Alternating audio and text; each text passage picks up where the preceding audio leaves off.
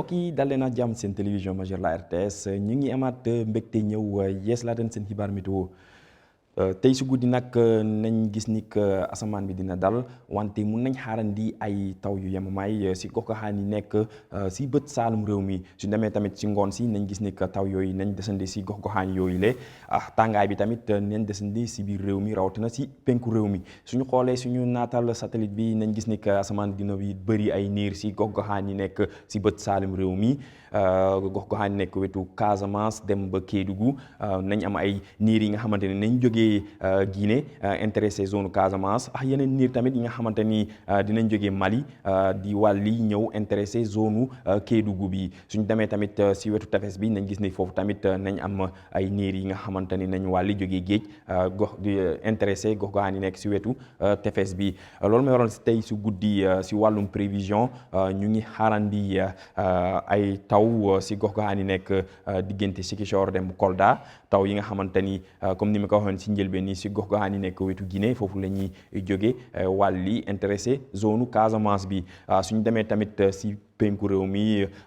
si gox-goxaan yi nekk wetu Kédougou foofu tamit am nañ ay taw yi nga xamante ni mun nañ jóge Mali ñëw intéressé zone boobu taw yooyu nag mun nañ wàlli intéressé gox-goxaan yi nekk wetu Tambacounda ak Bakel joxe foofu ay taw yu yamamaay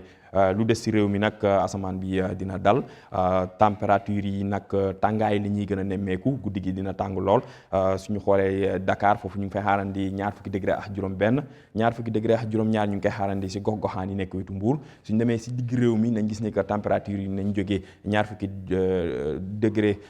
ak juróom-benn dem ba ñaar fukki degré ak juróom-ñaar ci digg réew mi tàngaay bi nag fu ñu koy gën a nemmeeku mooy ci gox-goxaan yi nekk wetu Podor foofu ñu ngi fay xaarandi ñaar fukki degré ak juróom-ñett suñu wàccee si bët saalum réew mi diggante Ziguinchor dem ba Kolda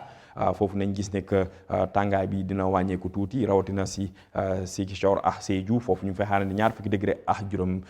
ñaar fukki degré ak ñaar fukki degré ak ñeent ñu ngi koy xaarandi si Kolda suñu demee diggante Kédougou dem ba Tambacounda foofu ñu ngi fay xaarandi ñaar fukki degré ak juróom suba si ngoon si nag nañ gis ni que naaj bi dina génn bu baax si bët gànnaar réew mi ak si digg réew mi suñu xoolee bu baax suñu naataal bi foofu nañ gis ni que asamaan bi dina néew ay niir wante suñu demee si wetu tefes bi foofu tamit nañ fa nemmeeku ay niir yi nga xamante ni jógee géej niin yooyu nag mun nañ jox ay wis-wis yu sew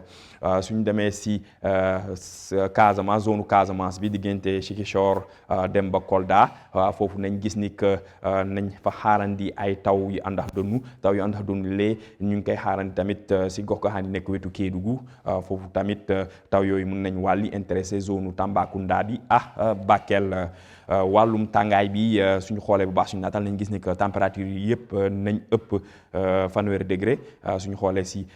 soo réew mi si digg réew mi ak si bët gànnaar réew mi foofu température nañ jógee fanweeri degré ak ñaar dem ba fanweeri degré ak juróom-ñaar si gox-goxaan yi nekk wetu Matam foofu nag nañ fa nemmeeku ab tàngaay wante suñu demee si bët saalum réew mi zone Casamance bi dem ba Kédougou foofu taw yi nag nañ wàññi tàngaay bi bu baax a baax rawatina si Kédougou foofu ñu ngi fay xaarandi fanweer degré kon mbokk yi si tënk ñu ngi xaarandi ay taw tey su guddi ak suba si ngoon si bët saalum réew mi taw yooyu nag nañ intéressé zone Kédougou bi ak Casamance bi mun nañ wàlli nag intéressé zone Tambacounda dem ba Bakel bu des si réew mi nag naaj bi dina génn bu baax a baax wante si tefes bi mun nañ fa nemmeeku ay niir ñi nga xamante ni mun nañ joxe ay wis-wis yu sew wàllum tàngaay bi ñu ngi xaarandi